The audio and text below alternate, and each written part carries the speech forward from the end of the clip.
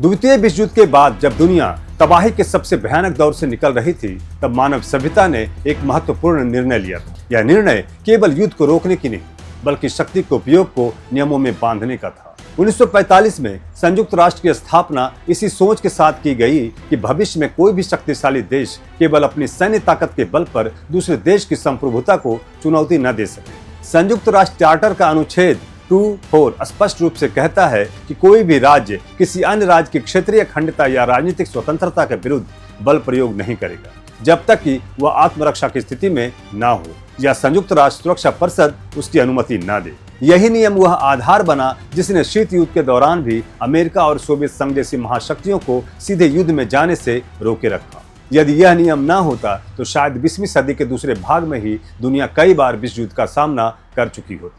लेकिन 2026 में अमेरिका और इजरायल द्वारा ईरान के खिलाफ शुरू की गई सैन्य कार्रवाई इस पूरे ढांचे को फिर से बहस के केंद्र में ला खड़ा कर दिया। रिपोर्टों के अनुसार फरवरी 2026 में संयुक्त राज्य अमेरिका और इजरायल ने ईरान के सैन्य और रणनीतिक ठिकानों पर बड़े पैमाने पर हमले किए, जिनका घोषित उद्देश्य ईरान के परमाणु कार्यक्रम और मिसाइल क्षमताओं को कमजोर करना था। लेकिन इन हमलों के दौरान ईरान के सर्वोच्च नेता आयतुल्लाह अली खामनेई की मृत्यु हो गई, जिससे यह संघर्ष केवल सैन्य कार्रवाई ही नहीं बल्कि अंतर्राष्ट्रीय कानून और वैश्विक राजनीति का बड़ा संकट बन गया। किसी देश के सर्वोच्च नेता की हत्या केवल एक सैन्य घटना नहीं होती, यह उस देश की संप्रभुता और राजनीतिक संरचना पर सीधा हमला माना जाता है। अंतर्राष्ट्रीय कानून में लंबे समय से एक अनकहा लेकिन महत्वपूर्ण सिद्धांत मौजूद रहा है: विदेशी नेताओं की हत्या को समान युद्ध रणनीति नहीं बनाया जा सकता। इस सिद्धांत का कारण केवल नैतिकता नहीं बल्कि वैश्विक अस्थिरता है। यदि शक्तिशाली देश एक दूसरे के नेताओं को निशाना बनाने लगे तो बदले की राजनीति अनिवार्य हो जाती है और संघर्ष तेजी से व्यापक युद्ध में बदल सकता है। कई अंतर्राष्ट्रीय कानून विशेषज्ञों का मानना है कि किसी राज्य के उच्च पदस्थ अधिकारी की हत्या यदि वह सक्रिय युद्ध क्षेत्र के बाहर की गई हो तो यह संप्रभुता के उल्लंघन और अंतर्राष्ट्रीय कानून के खिलाफ बल प्रयोग के रूप में देखा जा सकता है। इसीलिए द्वितीय विश्व युद्ध के बाद अंतर्राष्ट्रीय व्यवस्था ने ऐसे कदमों को सामान्य राजनीतिक साधन बनने से रोकने की कोशिश की, लेकिन खामनेई की हत्या ने इस पूरे सिद्धांत को चुनौती दी और दुनिया भर में यह बहस शुरू हो गई है कि क्या आधुनिक शक्ति राजनीति अब उन नियमों से दूर जा रही है जिन्होंने दशकों तक बड़े युद्धों को रोके रखा था। इस सैन्य कार्रवाई के बाद घटनाएं बहुत तेजी से बदलने लगी। ईरान ने इसे केवल एक हमला नहीं बल्कि अपने राष्ट्र के सम्मान और राजनीतिक अस्तित्व पर हमला बताया और जवाबी कार्रवाई की घोषणा की। इसके बाद पूरे पश्चिम एशिया में मिसाइल और ड्रोन हमलों की एक श्रृंखला शुरू हो गई।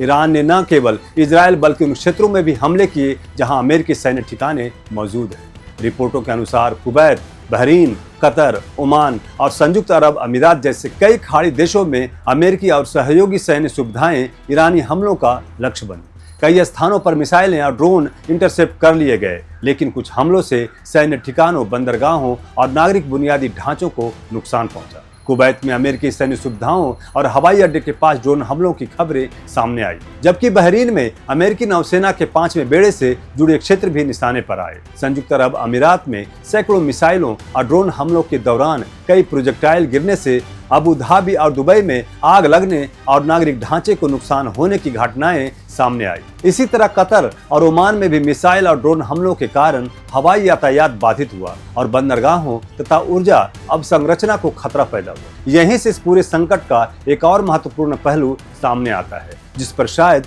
उतनी चर्चा नहीं हो रही जितनी होनी चाहिए। दशकों से अमेरिका मध्य पूर्व के कई देशों को सुरक्षा की गारंटी देता रहा है। खाड़ी देशों की सुरक्षा व्यवस्था काफी हद तक उस तथाकथित अमेरिकी सुरक्षा छतरी पर आधारित रही है, जिसमें यह माना जाता था कि यदि किसी क्षेत्रीय शक्ति ने इस देशों को चुनौती दी तो अमेरिका अपने सैन्य शक्ति के साथ उनकी रक्षा करेगा। लेकिन वर्तमान संघर्ष ने इस धारणा को भी चुनौती दी है। यदि ईरान एक साथ इतने बड़े पैमाने पर मिसाइल और ड्रोन हमले कर सकता है और अमेरिकी सैन्य ठिकानों को भी निशाना बना सकता है तो एक स्वाभाविक सवाल उठता है, क्या अमेरिका वास्तव में इन देशों की पूर्ण सुरक्षा गारंटी दे सकता है? यदि दुनिया की सबसे शक्तिशाली सेना अपने ही ठिकानों को लगातार हो रहे हमलों से पूरी तरह सुरक्षित नहीं रख पा रही तो वह दुबई, बहरीन या कुवैत जैसे शहरों को कैसे सुरक्षित रखेगी? यही प्रश्न इस युद्ध को केवल सैन्य संघर्ष नहीं बल्कि रणनीतिक विश्वसनीयता के संकट में बदल देता है। सुरक्षा गारंटी केवल हथियारों से नहीं बनती, वह विश्वास पर आधारित होती है। यदि सहयोगी देशों को यह लगने लगे कि अमेरिकी सुरक्षा क्षत्रियपूर्ण नहीं है, तो वे अपनी रणनीति बदल सकते हैं। कुछ देश अपने सैन्य कार्यक्रम बढ़ा सकते हैं, कुछ नए क्षेत्रीय गठबंधन तलाश कर सकते हैं और कुछ शायद अपने विरोधियों के साथ समझौता की दिशा में भी जा सकते हैं। इस पूरे संकट का एक और गंभीर पहलू वैश्विक अर्थव्यवस्था से जुड़ा हुआ है। ईरान ने जवाबी कार्रवाई के हिस्से के रूप में हॉर्मुज खाड़ी को बंद कर दिया है।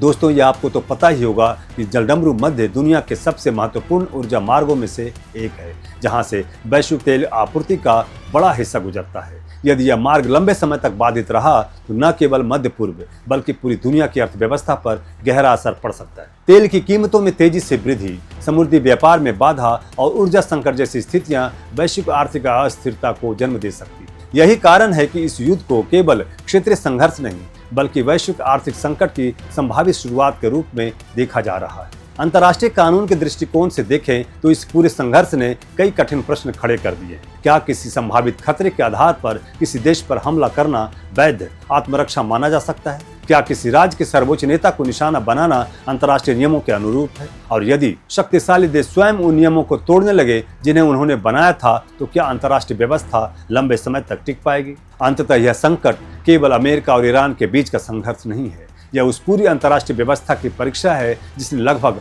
8 दशकों तक दुनिया को बड़े वैश्विक युद्ध से बचाए रखा। यदि राजनीतिक नेताओं की हत्या और एक तरफा सैन्य कार्रवाई अंतर्राष्ट्रीय राजनीति का सामान्य साधन बन जाती है, तो भविष्य की दुनिया कहीं अधिक अस्थिर और खतरनाक हो सकती है। इतिहास हमें बताता है कि बड़े बड़े युद्ध अक्सर अचानक शुरू नहीं होते, वे छोटे छोटे फैसलों और लगातार बढ़ते तनाव की श्रृंखला से जन्म लेते हैं। इसीलिए आज दुनिया जिस मोड़ पर खड़ी है, वहाँ सबसे बड़ा सवाल यह नहीं है कि इस युद्ध को कौन जीतेगा और कौन हारेगा।